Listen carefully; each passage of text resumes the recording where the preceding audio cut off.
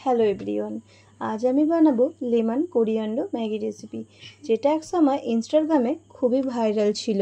কিন্তু এটা আমার কখনো ট্রাই করা হয়নি। কিন্তু আজ যখন আমি এই ম্যাগির রেসিপিটা দেখলাম, তখন ভাবলাম চলো, কেননা আমি ওই রেসিপিটা একবার ট্রাই করে ফেলি।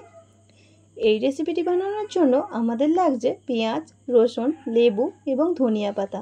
প্রথমে আমরা ম্যাগিটাকে বয়েল করে তুলে নেব এবং তারপরে দিয়ে দেব অল্প একটু তেল, পেঁয়াজ, রসুন, লঙ্কা, নুন।